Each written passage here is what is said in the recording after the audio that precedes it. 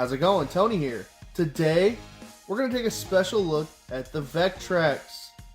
Had this system for over a year now, and today we're going to review it. We're going to take a look at some of the games and one special accessory for the system. Let's check it out. Thanks for watching.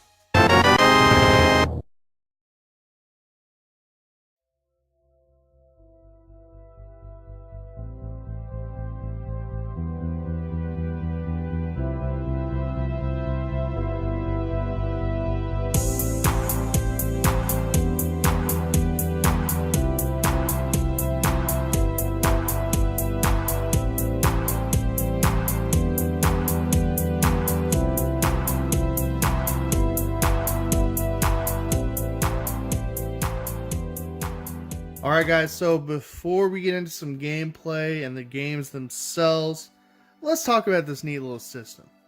So first and foremost, I did not know a single solitary thing about this Vectrex system until Angry Video Game Nerd. Until he actually did his episode on Star Trek and he played this game and I was like, oh man, I have got to get one of these. And since then, I have actually seen this in the National Video Game Museum and actually on a few Facebook groups. And the story with me finding this, basically I rescued it from Facebook Marketplace. The lady did not spell Vectrex right. And yeah, I picked it up. I picked it up for a really good deal on all the games and the 3D imager, which we'll talk about here in a second. So the system itself, vector graphics, black and white screen, and you're going to hear in the gameplay footage the buzzing.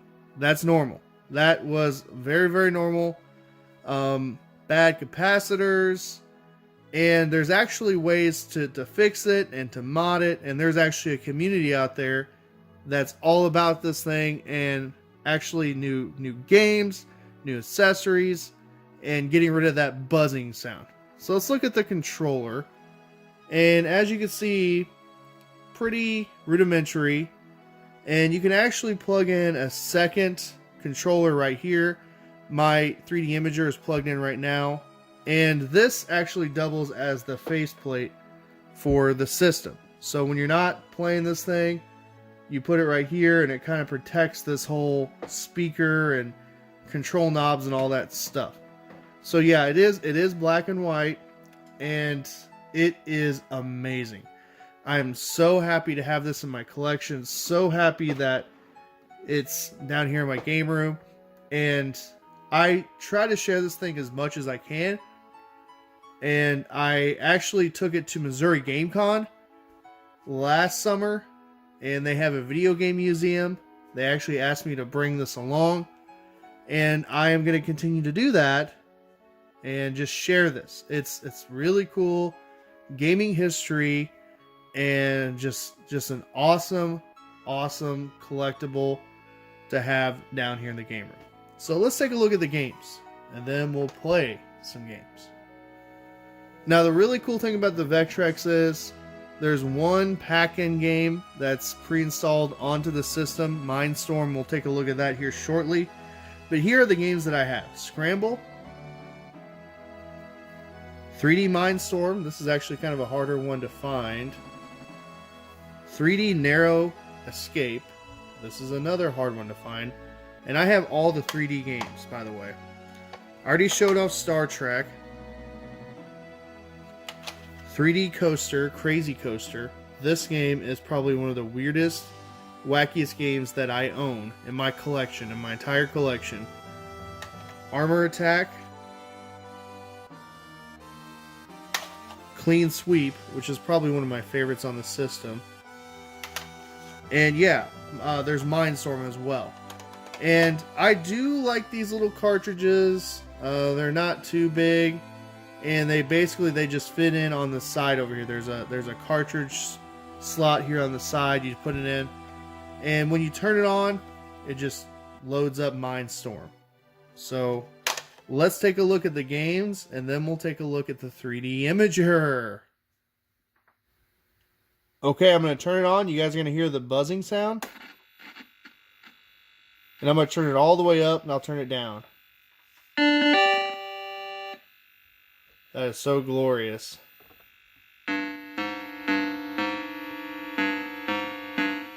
"1982 Mindstorm." And this is pretty much an Asteroids clone. And absolutely love this system. We'll play a little bit. And I already died. And really easy to use. I actually really like this controller. So you have to boost. You can warp too. So this plays very similar to Asteroids. And I'm playing really bad here, by the way. And take note of the buzzing sound. That is notorious for all Vectrex systems. And I wouldn't have it any other way. Really. And we'll try some other games. I'll show you guys other games that I have. And we'll try out the 3D Imager too. You're not going to get the same effect as wearing the actual 3D Imager, but I'll show you what the games look like regardless. So yeah, there's a little warp screen. And remember, you would have an overlay here showing some color. And that's how they got around that, using the vector graphics. Alright, let's check out another game. Alright, we're going to try out Clean Sweep.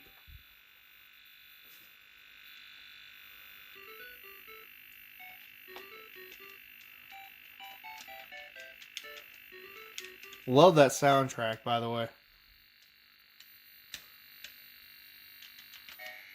Alright, so this is kind of like Pac-Man.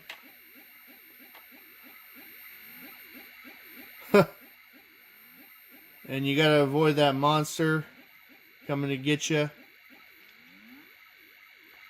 Oh, wow. I don't know what I just did there.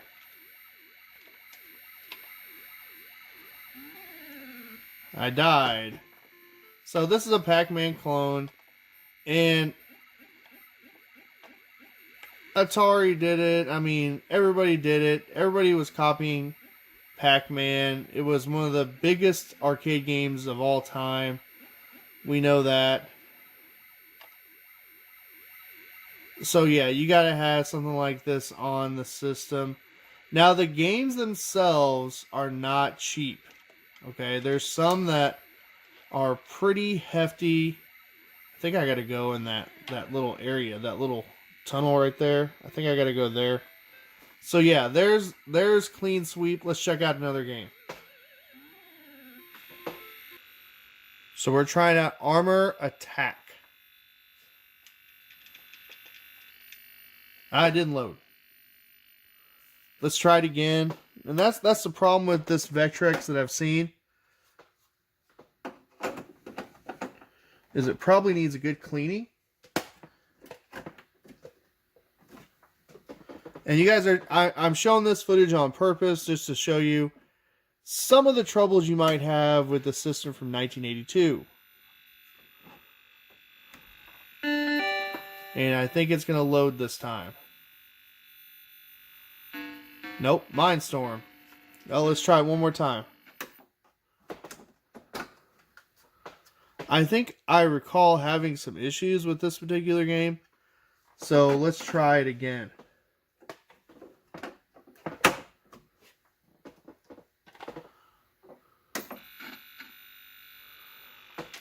Here we go. Third time's a charm, right?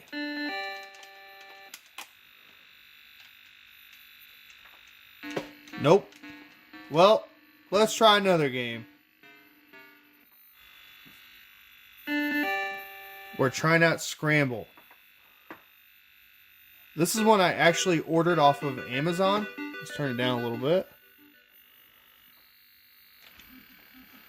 And this is just like the arcade game. Not just like, but very similar. And you gotta love the graphics. I mean, really. They're very, very charming. Very minimalistic sound effects, too. I think I just destroyed my fuel. And yeah, I understand the color overlays and all that are supposed to add color to the system, but yeah, I was trying to get that little box. But I'm going to tell you, I absolutely love the Vectrex. And if you're trying to track one down, they're not super cheap, but they're not super, super expensive to the point where you can't have one. I mean, I got mine for about $100 with the 3D imager. We'll talk about that here shortly. But you can find one anywhere from $200 to $300. And usually they're in pretty good shape because they're in the hands of collectors. I was really lucky that this was basically in the shape that it was. I literally found it in some lady's junk. And I'm glad that it's in decent shape. It's working. And as far as I can tell, it's going to keep working for a long time. And I'm going to take really, really good care of it. And it's going to stay down here in the game room. A really nice piece in my collection. Yeah. Will I add some more games? Maybe. If I go to conventions and I see some for cheap, maybe. But I'm not going to go out of my way for a complete collection. I'm pretty happy with what I have. And like I said, there's a very active homebrew community for this. There's also a light pen game where you can do like art and stuff, and there's certain other games you can play with it. And that would be one of the accessories I would want the most for it. And that particular game, I cannot recall the name of it. But it's basically you take the pen, the light pen, and you can draw things on the screen. So yeah, I absolutely love this system, guys. Let's take a look at the 3D imager and some of those games that are compatible with it. Here's the 3D imager. This thing is pretty pricey, pretty rare. More rare than the actual console itself. And I'm going to tell you, for being, 80s, 1982, 1983, it actually works pretty dang well. The effect, the 3D effect. And it actually adds color to the screen. And you basically just strap it to your head. And mine has a little bit of wear to it, but I'm not going to complain. And what happens when you put a game in that's 3D compatible, this little dial will spin and it'll give you that 3D effect.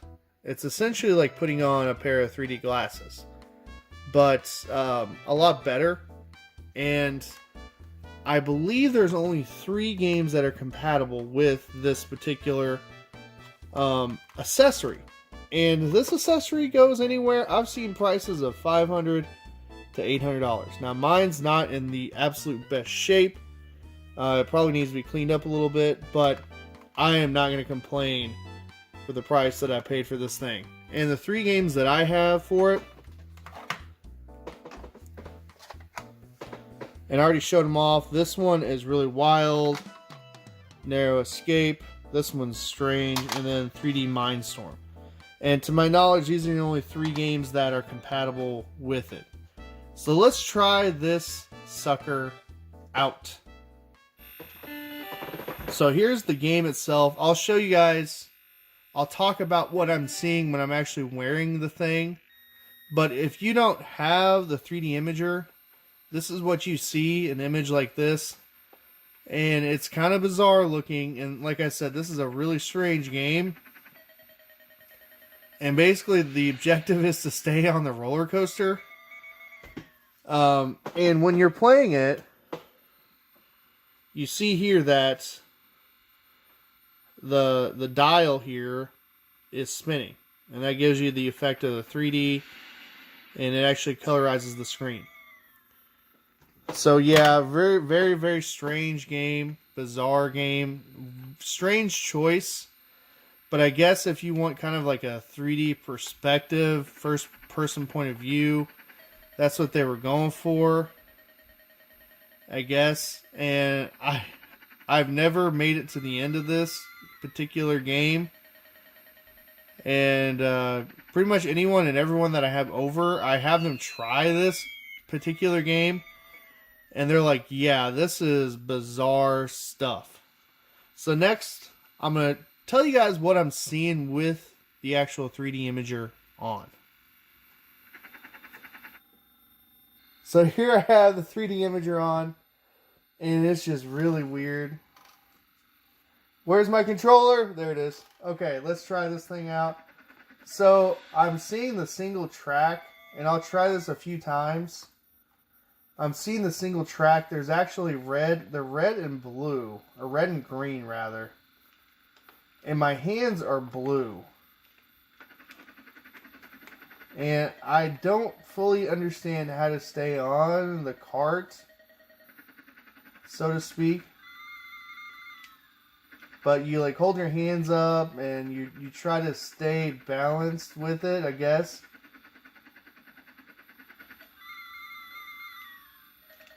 Yeah, it's pretty strange, but kind of cool. This is like the furthest I've ever gotten, too. But,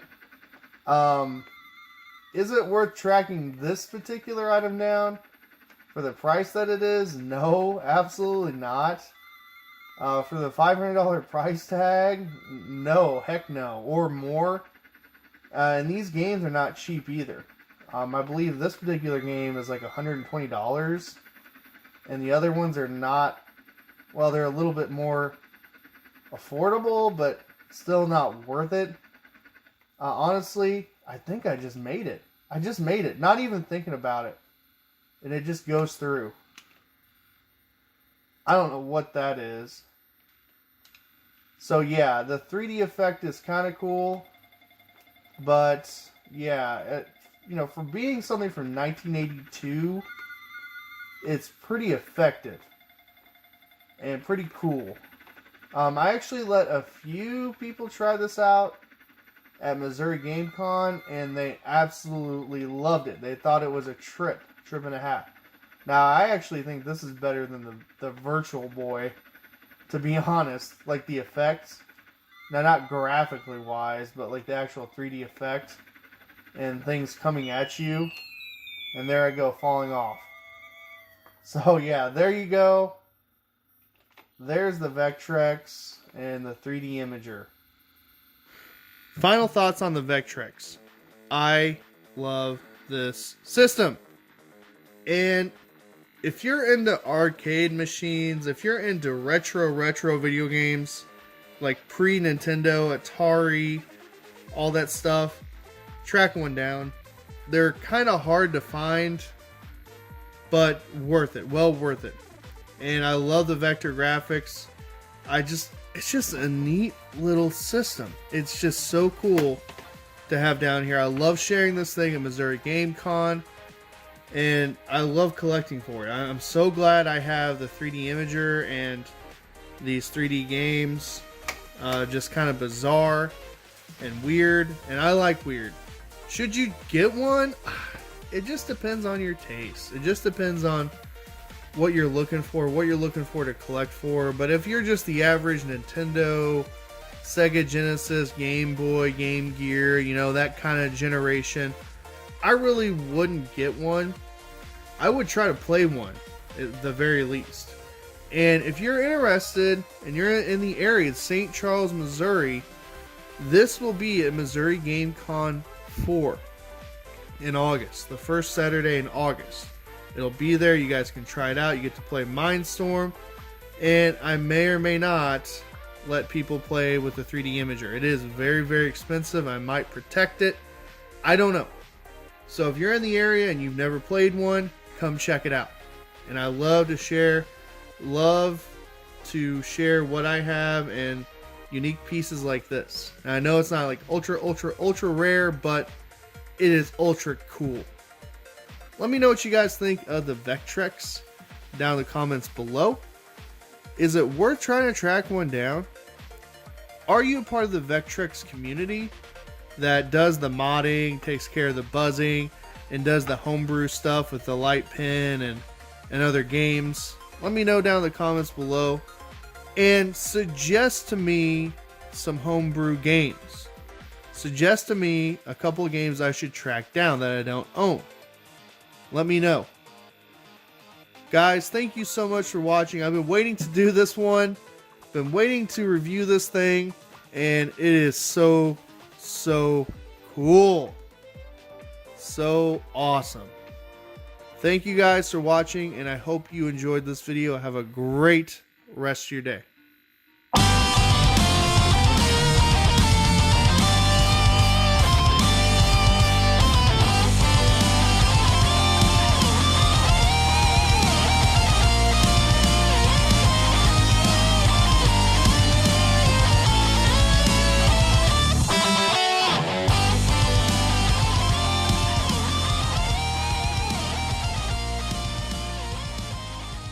This is the system chosen 2-to-1 over Atari and Intellivision for real arcade gameplay. Fantastic!